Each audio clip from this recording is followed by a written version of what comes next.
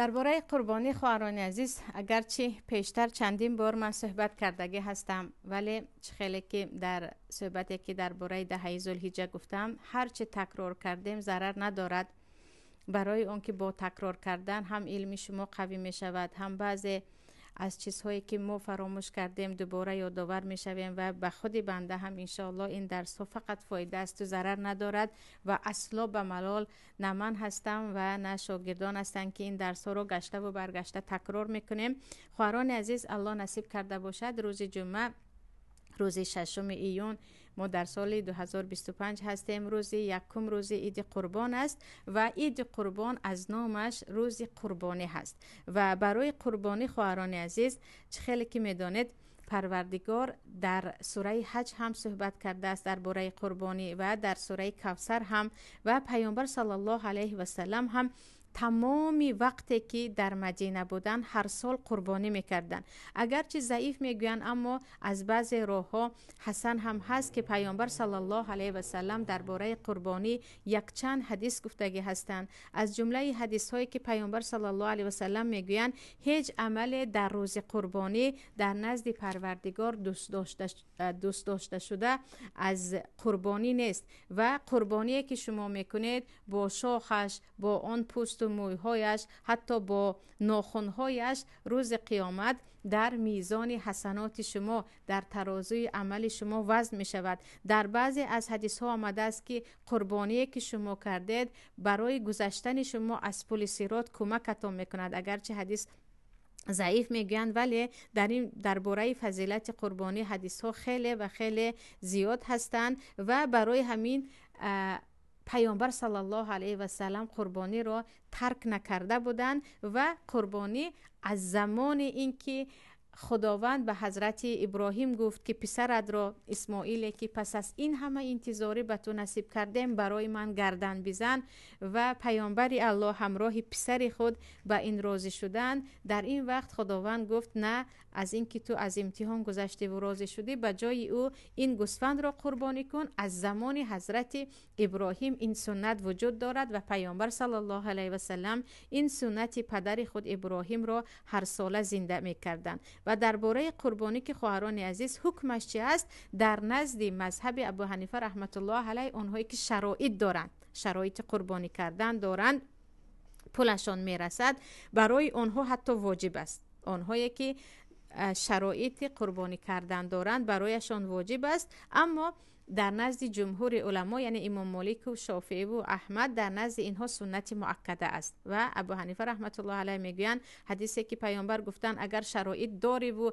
قربانی نکردی ولا یقربن مصلنا، به مسجد ما نزدیکی نکن، این معنیش این است که حتمی است که شرایط داشته باشه قربانی کنی. اما جمهور علما میگویند پیامبر صلی الله علیه و سلم همیشه کردن، اما سنت صحابه ها هم هست که ابوبکر و عمر رضی الله عنهما بعضی میکردند، بعضی سالها نمیکردند تا که مردم بدانند که این چی است، این فرض نیست. ولی به هر حال خواهران عزیز از اینکه خیلی ثواب دارد و پیامبر همیشه آن را انجام دادند و الله میگوید فصلی لربک وانحر، به پروردگارت نماز بگزار و برای او قربانی کن. اگر ما قربانی کردیم ثواب زیاد میگیریم. الله میگوید والبدن جعلناها لكم من شعائر الله لكم فيها خير فاذكروا الله عليها صواف فاذا وجبت جنوبها فكلوا منها واطعموا القانع والمعتر.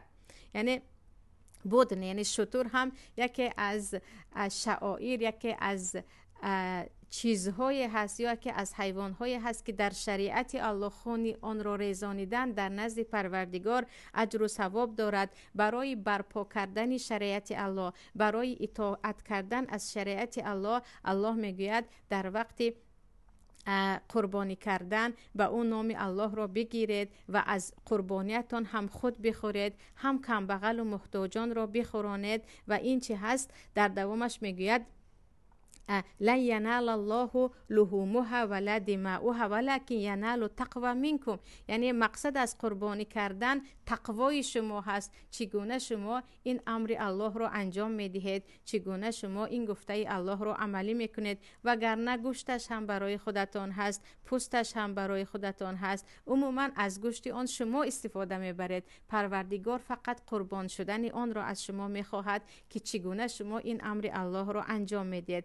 پس آنهایی که خواهران عزیز درباره قربانی میپرسند، قربانی کردید ثواب به حد زیاد میگیرید، یکی نکردید در نزد جمهور علما گناهگار نمیشوید. و این یک گپ بافته مردم است که اگر یک سال قربانی کنی هر سال برایت فرض میشود. این تماما گپ دروغ است. شما کی شرایط دارید شما باید بکنید، شرایط ندارید نکنید و برای شما اصلا فرض نیست. آنهایی که قرضدار هستند، آنهایی که در سفر هستند، یعنی مهاجر شده در یک جا زندگی میکنن و در راه هستند، و آنهایی که عموما شرایط قربانی کردن ندارند گناهگار انشاءالله نمیشوند. ولی اگر به مذهب ابو حنیفه رحمت الله علیه نگاه کنیم، اونهایی که شرایط دارن نکردن گناهگار میشوند. و خواهران عزیز، از اینکه خداوند گفت ذالک و من یعظم شعائر الله فانها من تقوی القلوب، بعد از اینکه خداوند درباره قربانی گپ میزند در سوره حج میگوید و آنهایی که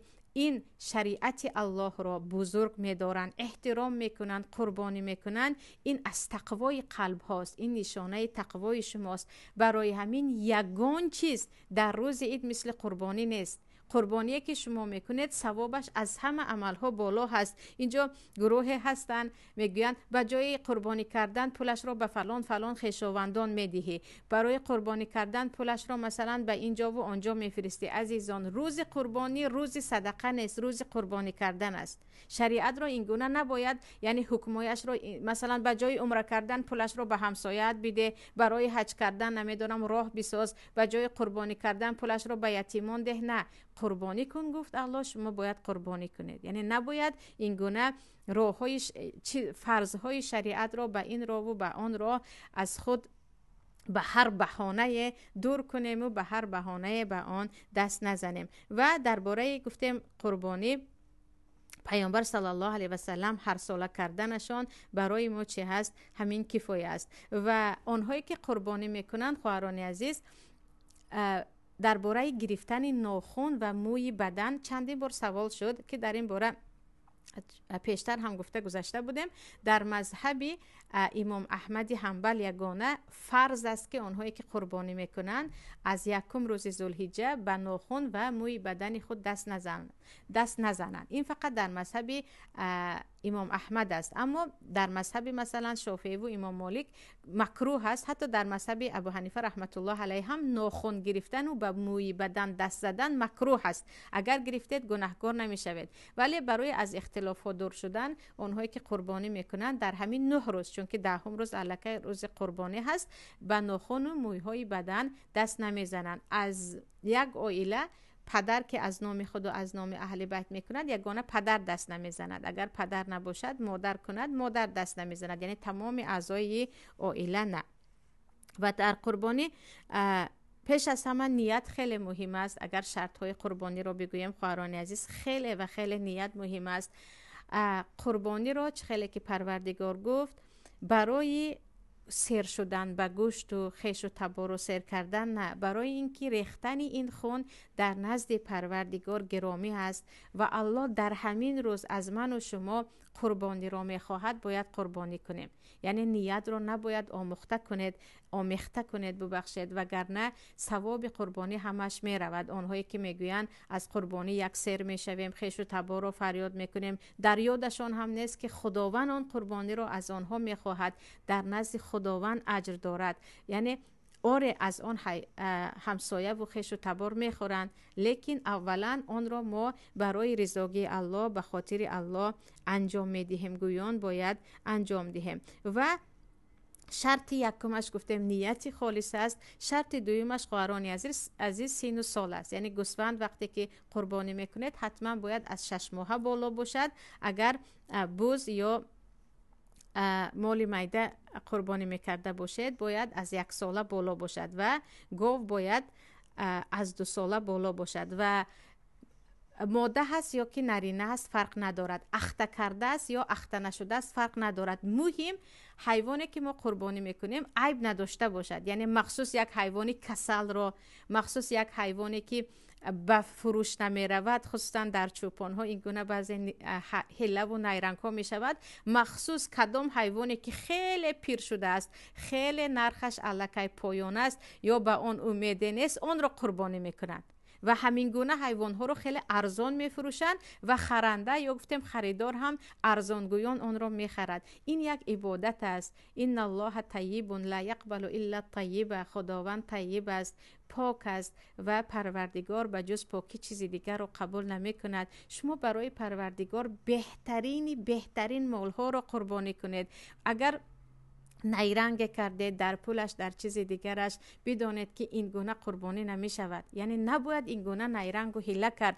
بهترین گوسفند رو بخرید، بهترین گاو رو بخرید و یقین بدانید که آن خونه که به خاطر الله شما میریزانید، پروردگار به سبب آن چقدر برای شما برکت میدهد. و در وقت قربانی کردن مخصوص حیوان‌های ارزان عیبدار رو وقتی خریدید، آن قربانی درست نیست. چون پیامبر صلی الله علیه و سلم در حدیث بیان کردند که حیوان‌هایی که کوریش یا که به پایش میلنگد یا اینکه کسلیش یا بعضی کسلی که از حد خراب است و اون هم نتیجه بیماری است، اینها رو قربانی نکنید. و خود پیامبر صلی الله علیه و سلم به ابی و امی بهترین دو گوسفندی که خیلی زیبا بود، حتی سفید و سیاه بود و خیلی فربه بود، اون رو قربانی کرده بودن. یعنی در وقت قربانی کردن حتما خیلی به حیوانهای زیبا و بهترینش رو باید قربانی کنیم. خیلی گفتم پیر و از راه مونده و دیگر عیبدار و ارزان را نه و بهترین قربانی را برای الله بکنیم. و یکی از شرط‌های دیگر قربانی خواهران عزیز وقت است. یعنی قربانی وقتش بعد از نماز عید است، یعنی بعد از برآمدن آفتاب و داخل شدن، یعنی وقت ضحی هست. قربانی رو اگر یک شب پیش کردید یا سحری تاریکی هنوز آفتاب نبرآمده کردید، و قربانی نه، و فقط گوشت است. با آن خویش و تبع را مهمان میکنید. و حدیث در بخاری هم هست که وقتی صحابه میگویند من پیش از نماز عید قربانی کردم، پیامبر میگن اون لحم است، اون گوشت است، قربانی بعد از عید میشود. یعنی باید به این نگاه کنیم. در تاجیکستان بعضی‌ها یک شب پیش قربانی میکنند که سحری آماده شود، این وقت قربانی نیست و شما با این قربانی ثواب قربانی را نمیگیرید، ثواب قربانی را نمیگیریم. و خواهران عزیز، درباره قربانی حاضر خیلی جمعیه های خیریه زیاد شدند در تمام دولت ها و شما میگن قربانی شما رو ما در افریقا میکنیم، در غزه میکنیم، در یگان دولت دیگر میکنیم و خیلی یک پول ارزان میگوین. مثلا اگر در ترکیه مثلا اگر $400 باشد قربانی، آنها میگن من به $100 به شما قربانی میکنم و خیلی خواهر و برادران به همون قربانی میروند. و من خودم شخصا به یگان قول علما نگاه نکرده، همین چیز را یک نیرنگ، یک حیله شرعی، یک بهانه جویی برای پول صرف نکردن میگفتم. به یگان قول علما نگاه نکرده. الحمدلله که همین روز یک چند قول علما رو خواندم، از جمله شیخ ابن عثیمین الله رحمتشان کنه، دیگر علمای عربستان سعودی و بعد دیگر دولت ها رو که تقریبا همه با همین قول هستند که این یک نیرنگ است. یعنی تو در جای خودت قربانی کردن شرایط داری، پول داری، ولی از اینکه بخیلی میکنی، از اینکه نمیخوای پول بسیار برای قربانی صرف کنی، با جای $400 رو میفرستی به یگان دولت دیگر و میگویی من قربانی کردم. و همین چیز رو خواهران عزیز الله شاهده، سال گذشته من حتی به شوهرم هم گفته بودم که این یک نیرنگ است، یک حیله هست که وقتی $400 در اینجا هست ما $100 به دولت دیگر فرستیم قربانی گوییم. یعنی این چیز درست نیست، باید برسانیم. ولی همین سال تحقیق کردم که یعنی دیگر علما هم همین قول هستند. یعنی الحمدلله که قول من به آنها یا سخن من موافق شد. خواهران عزیز، این یک نیرنگ و حیله است. خیر شما گفتید من نمیخواهم گوشت خورم، من میخوام اون گوشت رو اهل غزه خورد، پس همون $400 رو فرستید. یعنی یا همان پولی که در جای خودتان قربانی میکنید اون رو فرستید، نه اینکه از چار یک قسمش رو میفرستیم بعد فخر میکنیم که من قربانی کردم. قربانی نه نیرنگ و حیله شد. الله میگوید وقت درباره قربانی و کلوا منها و اطعموا البائس الفقیر، از قربانیتون خودتون بخورید، به غمبغلان هم بدهید. پیامبر صلی الله علیه و سلم از قربانیشون خودشون میخوردن، حتی خودشون قربانی میکردن. اصلا سنت این است که خودت قربانیت رو ذبح کنی، خودت گردنش رو گیری، خودت اول شده از گوشتش خوری.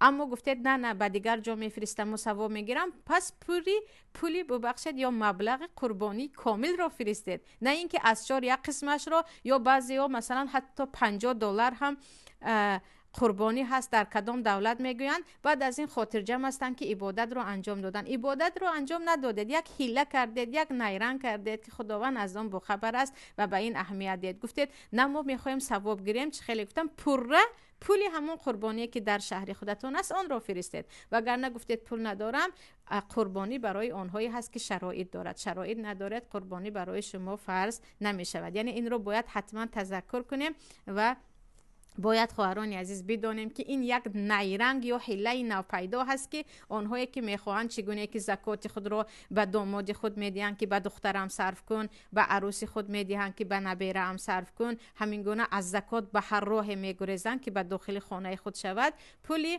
قربانی رو هم همین گونه خیلی یک مقداری کمش را به یگان دولت میفرستند که گویا قربانی شد. این یک حیله است و این یک نیرنگ است. اگر گفتید ثواب قربانی، تمام پول قربانی همون شهر خودت، جای زندگی خودت رو میفرستی، انا این قربانی میشود. این درباره فرستادن بود. اما درباره گوشتش خواهران عزیز، تقسیم کردن قربانی به 3 قسم، قسمش رو پختن و در همون روز با خش و تبار خوردن، قسمش رو به غمبغل و به بیچارگان دادن، قسمش رو ذخیره کردن. این بهترین است. این گفته پیامبر صلی الله علیه و سلم سنت است. اما یکی گفتید من علاج از 3 قسمش رو پختن ندارم، من 2 قسمش رو ذخیره میکنم، بوکه ندارد. یا گفتید من همش رو میپزم، بوکه ندارد. گفتید من همش رو صدقه میکنم، بوکه ندارد. اما اگر گفتید همش رو خودم میخورم، این درست نیست.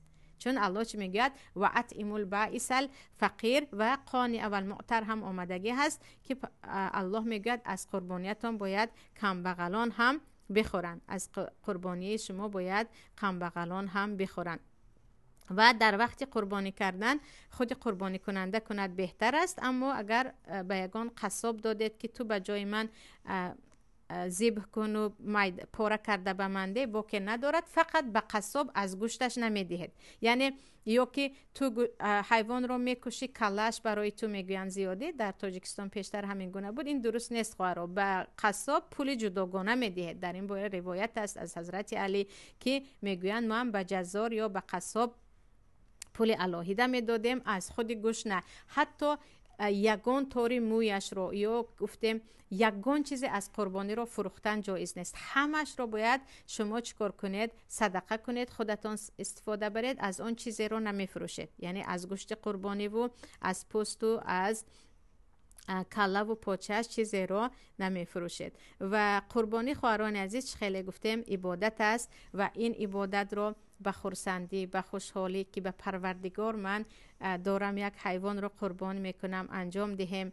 پیامبر صلی الله علیه و سلم در حجة الوداع 100 شتر رو قربانی کرده بودن، 100 شتر رو، و آنها رو هم به خاطر الله، اگرچه خودشان در یک خانه فقیرانه زندگی میکردند و حضرت عایشه میگویند چند روز میگذشت و در خانه پیامبر خوراک پخته نمیشد، پیامبر این همچون عبادت این رو انجام دادن و ما هم همچون عرف و عادت نه، همچون عبادت به خرسندی خیلی گفتم به یگان حیله و نیرنگ باید انجام دهیم. اما کسایی که خواهران عزیز خیلی امید دارم که آنهایی که قربانی نکردنی بودن بعد از این درس قربانی میکنن، ثواب و اجرش به اجر و ثوابش نائل میشوند، هم از گوشتش سیر میشوند، هم رضایت الله رو میگیرن. یکی شده شما فراموش کردید ناخن گرفتید، یکی شده به موی سر دست زدید یا به موی بدن، باک ندارد. یعنی اگرچه در مذهب امام احمد عموما گناه هست، لیکن در نزد جمهور علما یک کار مکروه رو انجام دادید، به این گناهی سخت نمیگیرید و از حاضر باشد هم یکی گفتید که من قربانی میکنم، قربانی کردن گیرید و از در نزد جمهور علما یعنی بجز مذهب ابو حنیفه رحمت الله علیه از یک خانه یک کس اگر قربانی کند کفایه است. پیامبر صلی الله علیه و سلم در وقت قربانی کردن حدیث حضرت عایشه است، این قربانی از نام من و از نام اهل بیت من گویان قربانی کردگی هستند. یک تای دیگرش رو از نام من و از نام امتم که آنها قربانی نکرده اند گویان قربانی کردگی هستند. از نام اهل بیت یک تا قربانی کنید هم می شود.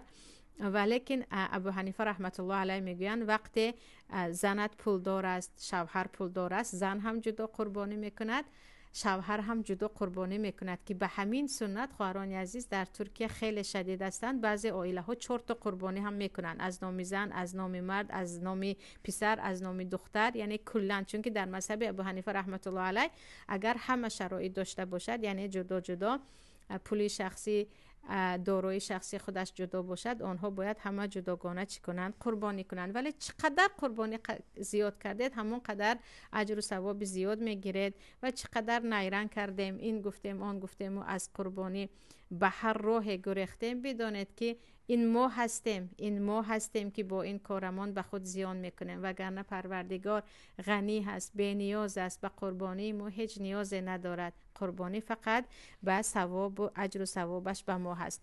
و درباره مرده ها که آیا برای مرده ها قربانی کنیم یا نکنیم از نام مرده، در این باره هم خواهران عزیز اختلاف است بین علما. در مذهب امام ابو حنیفه رحمت الله علیه و مذهب امام احمد قربانی کردن از نام مرده جایز است و میگویند حدیثش هم حدیث حضرت علی از نام پیامبر قربانی کرده بودند. ولی دیگر علما میگویند مثلا امام مالک پیامبر وصیت کرده بودند به علی که بعد از من هر سال قربانی کن، برای همین علی میکردن. اگر مرده وصیت کرده باشد قربانی کنید، اگر وصیت نکرده باشد قربانی نکنید. ولی به هر حال یک قربانی کردید و ثوابش رو به مرده بخشیدید، ان شاء الله مانند بخشیدن قرآن و دیگر ثواب ها به اذن الله رفته میرسد. این بود با تمامی حرکت یک کتاب 200 ورقه را برای شما تقریبا در 20 دقیقه خواهران عزیز ملخص کردم که درباره قربانی یگان سوال پیدا نشود. ولی هر چیزی نافهمی هست الان میتوانم در سوال و جواب از شما بگیرم.